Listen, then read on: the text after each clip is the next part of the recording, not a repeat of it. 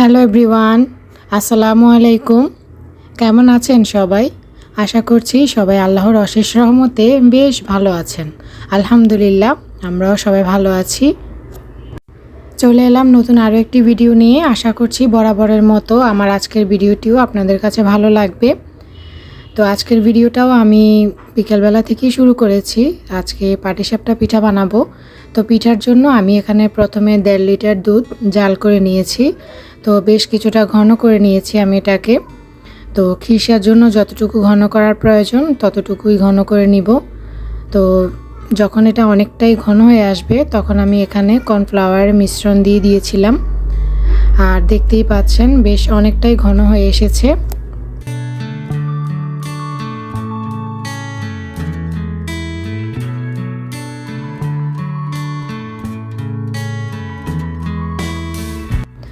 আর কির সাথে আমি খেজুরের গুড় ব্যবহার করেছি, এতে করে কালারটাও সুন্দর আসবে এবং খুব সুন্দর একটা স্মেল আসবে। আর এখানে আমি রুটিটার জন্য একটা ব্যাটার তৈরি করে নিয়েছি। আমি ভেজা চালের গুঁড়া দিয়ে ব্যাটারটা তৈরি করেছি। আর এই যে দেখতে পাচ্ছেন এখানে কিন্তু খিসাটাও এখন ঠান্ডা হয়ে রেডি হয়ে আছে।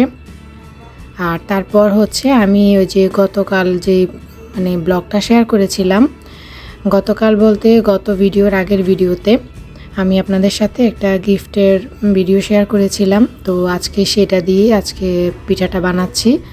সেই পাতিলটা দিয়েই আজকে পিঠা বানাচ্ছি। দেখছিলাম পিঠাগুলো হচ্ছে কিনা। মাশাআল্লাহ, খুব সুন্দরভাবেই সবগুলো পিঠা বানানো সম্পন্ন হয়েছে। আশা করছি আপনারা দেখেই বুঝতে পারছেন। যারা এখনও পর্যন্ত আমার ভিডিওর সাথে আছেন, আমার ভিডিওটা দেখছেন কিন্তু একটা লাইক দিতে ভুলে গিয়েছেন, তাহলে প্লিজ একটা লাইক দিয়ে দিবেন আমার ভিডিওতে। আর যাদের কাছে খুব বেশি ভালো লাগবে বা পরবর্তীতে আমার এরকম ভিডিও আরও দেখতে চান, তাহলে চাইলে কিন্তু আমার চ্যানেলটি সাবস্ক্রাইব করে রেখে দিতে পারেন।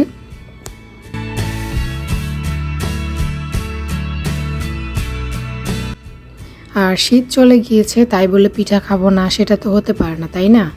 তাই পিঠাও বানিয়ে নিচ্ছি আর খেয়েও নিব। তো সবগুলো পিঠাই আমি একে একে বানিয়ে নিচ্ছি। আর কিভাবে বানাচ্ছি সেটা তো আপনারা জানেন আর দেখতেও পাচ্ছেন যে কিভাবে বানাচ্ছি।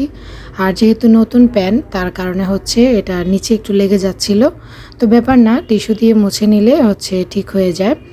আর নিচে যে অবশিষ্টটা থাকে সেটা উঠে যায়।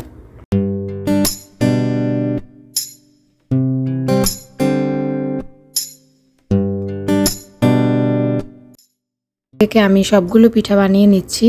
তো পিঠাগুলো বানিয়ে না হয়ে গেলে আমি হচ্ছে রান্না করে নিব। তো আজকে আমি রান্না করছি মুরগির মাংস, ডাল।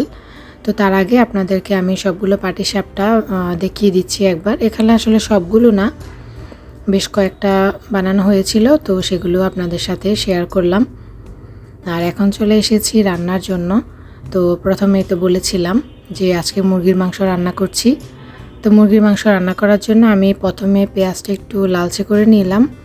তারপর এখানে আদা রসুন পেস্ট, তারপর দিয়ে দিলাম টমেটো, জিরে গুঁড়া, তারপর দিচ্ছি হলুদের গুঁড়া, মরিচের গুঁড়া, সব কিছু দিয়ে আমি ভালোভাবে মশলাটা কষিয়ে নিব।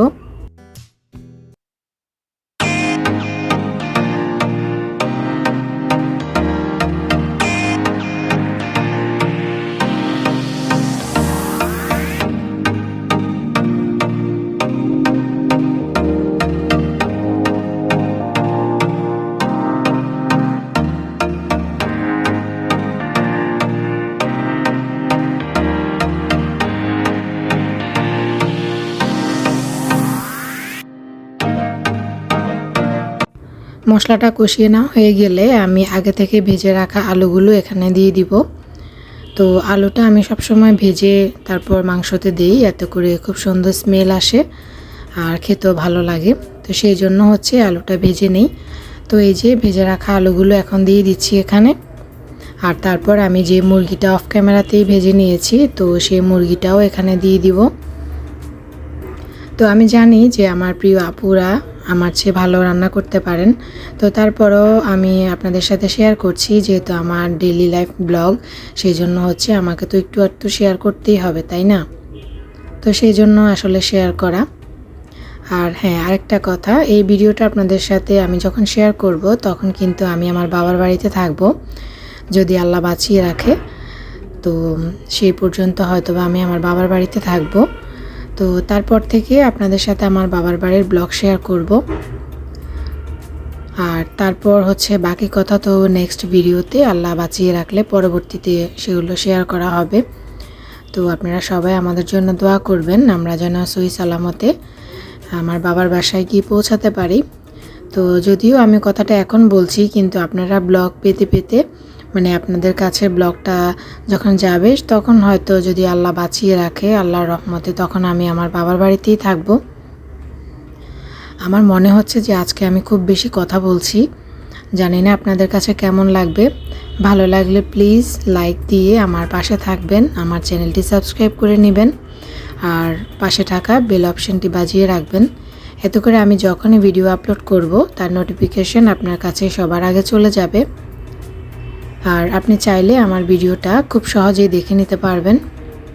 তো আপনাদের সাথে বগর বগর করতে করতে কিন্তু আমার এখানে মাংসটা কষিয়ে নেওয়া হয়ে গিয়েছে, আর আমি এখানে পরিমাণ মতো ঝোলও দিয়ে দিলাম। তো রান্নাটা প্রায় এখন শেষের পর্যায়ে, কিছুক্ষণ পর আমি নেড়ে ছেড়ে দিব। আর ওই যে পাশের চুলাতে যে ডাল রান্না করছিলাম, ডালের বাগার দিয়ে দিব, তারপর ধনেপাতা দিয়ে ডালটাও উঠিয়ে নিব। তো আজকে যখন ভয়েস দিচ্ছিলাম আমার খুবই খুশি লাগছিল যে আমি আমার বাবার বাড়িতে যাব। তো আমি হচ্ছে যাওয়ার আগের দিন আপনাদের সাথে মানে ভিডিওটা এডিট করে ভয়েস দিয়ে শিডিউল দিয়ে রাখবো। তো পরবর্তীতে হচ্ছে আপনারা ভিডিওটা দেখতে পাবেন। আর যেহেতু গ্রামের বাড়িতে খুব একটা নেট পাওয়া যায় না, সেই জন্য আমি চেষ্টা করছি 2-3টা ভিডিও আগে থেকে আপলোড করে শিডিউল দিয়ে রাখার জন্য, যাতে করে আমার প্রিয় আপুদের সাথে আমি খুব সহজে কানেকশন রাখতে পারি, খুব একটা ঝামেলা না হয়। আর হ্যাঁ, আরেকটা কথা, আমি দেশের বাড়িতে গেলে হয়তো বা আপুদের ভিডিও একটু কম দেখতে পারবো, যেহেতু গ্রামে নেট থাকে না। তার জন্য আমি আগেই আপুদের কাছে সরি বলে নিচ্ছি। প্লিজ আপনারা কেউ কিছু মনে করবেন না, আমি দেখে নিব, একটু দেরি হলেও আমি আপনাদের ভিডিওগুলো দেখে নিব, হয়তো বা সাথে সাথে দেখতে পারবো না। তো সেটা আপনারা ক্ষমা সুন্দর দৃষ্টিতে দেখবেন। আর হ্যাঁ, আপনারা কিন্তু আমার ভিডিও দেখা বন্ধ করবেন না প্লিজ। তো আমি কিন্তু আপনাদের ভিডিও দেখব, একটু দেরিতে হলেও দেখব, কিন্তু আপনারা কিন্তু আমার ভিডিও দেখা বন্ধ করবেন না আপুরা। তো কথা বলতে বলতে প্রায় ভিডিও শেষ পর্যায়ে চলে এসেছি, আর আমার রান্নাটাও প্রায় শেষের দিকে। তো আজকের ভিডিওটা আমি এখানেই শেষ করছি, কথা হবে নেক্সট কোনো ভিডিওতে ইনশাল্লাহ। সে পর্যন্ত সবাই ভালো থাকবেন, সুস্থ থাকবেন। আল্লাহ হাফেজ, আসসালামু আলাইকুম।